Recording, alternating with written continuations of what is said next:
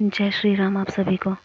अगर आप एक स्टूडेंट हैं और आप किसी भी एग्ज़ाम के लिए कॉम्पिटिटिव एग्ज़ाम के लिए प्रिपेयर कर रहे हैं और आप स्टक हैं, बहुत टाइम से फंसे हुए हैं और आपको ऐसा लगता है कि मैं इतनी मेहनत कर रहा हूँ, मेरे काम क्यों नहीं बन रहे हैं, कोई भी अपॉर्चुनिटी मेरे पास क्यों नहीं आ रही है, मेरे बनते बनते काम बिगड़ जा रहे हैं या फिर कोई भी आपका साथ नहीं दे रहा है, आपको एंजाइटी है, डिप्रेशन है, आप परेशान हैं, पढ़ाई में मन नहीं लग रहा है और अगर पढ़ते हैं तो चीज़ें याद नहीं रहती हैं, तो इस चीज़ को कीजिए आप। हनुमान जी से बेहतर कोई नहीं हो सकता है, क्योंकि बल बुद्धि विद्या सब कुछ यही करते हैं और आप हरहु कलेश विकार सब बल बुद्धि विद्या को देने वाले भी यही हैं और आपके जीवन से क्लेश और विकारों का नाश करने वाले भी यही हैं। तो आपको करना क्या है कि सुबह या शाम को जब भी आपको टाइम मिले, आप स्टूडेंट हैं तो आपको टाइम निकालना पड़ेगा। अगर आपको कुछ पॉजिटिव चीज़ें चाहिए, आपको ऐसा चाहिए कि आपकी लाइफ से नेगेटिविटी दूर हो, अपॉर्चुनिटीज़ आपके पास आएँ, आप खुश रहें और चीज़ें आपके फेवर में हों और आपके बिगड़ते हुए काम भी बन जाएं और समय आपका साथ दे और सही समय पर सही चीज़ें आपके पास आएँ। तो आपको करना क्या है कि अगर आप सुबह करना चाहते हैं तो इस चीज़ को सुबह कर सकते हैं, वरना अगर शाम को करना चाहते हैं तो शाम को भी कर सकते हैं।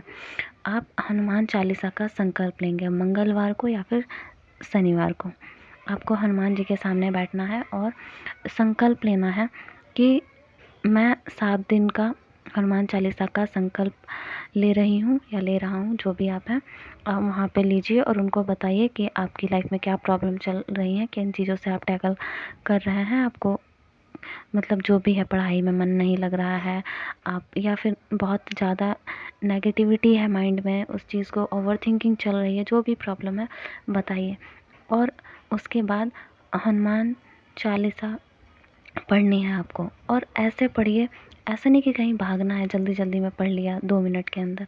आराम से बिल्कुल श्रद्धा भाव के साथ हनुमान जी से कहिए कि हनुमान जी मैं आपकी हूँ, मैं आपके बच्ची हूँ, आप मुझे स्वीकार कीजिए, मेरे अपराधों को क्षमा कीजिए, माफ़ कीजिए मुझसे जितनी भी गलतियाँ हुई हैं और मुझे अपनी शरण में लीजिए प्रभु, क्योंकि मुझसे जो हो सकता था मैंने कर लिया और अब आप देखिए कि क्या हो सकता है, कैसे करना है।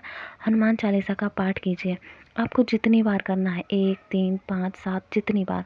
और बेस्ट आपके लिए मैं बताऊं तो आप एक बार से शुरुआत कीजिए। पहले तो एक बार पढ़ के देखिए 5-7 दिन के लिए और आराम आराम से बिल्कुल धीरे धीरे एक बार हनुमान चालीसा को पढ़ने में कम से कम 5 मिनट का टाइम लगाइए, धीरे धीरे बिल्कुल, और उसको पूरा कीजिए।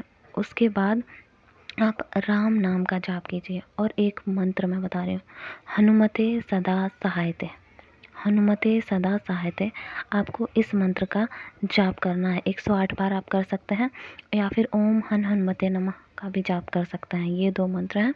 और राम राम उनके सामने ही बैठ के बोलिए कि हनुमान जी राम राम। जब भी हनुमान जी के सामने उनको राम राम कीजिए और हनुमान जी को खुश कीजिए। आप जिस प्रकार से भी कर सकते हैं, बिल्कुल अपनी मनोकामना बताइए, उनको बताइए कि आपने राम जी के, आप सबकी बिगड़ी बनाते हैं, इतने बड़े बड़े रामचंद्र के काज संवारे, राम जी का काम भी संजीवनी बूटी लेके आए, लंका में 7 समंदर लांग गए, है ना, क्या लंका में सीता जी की खोज करके आ गए, विभीषण जी का पता लगा के आ गए राम जी की हेल्प करने के लिए।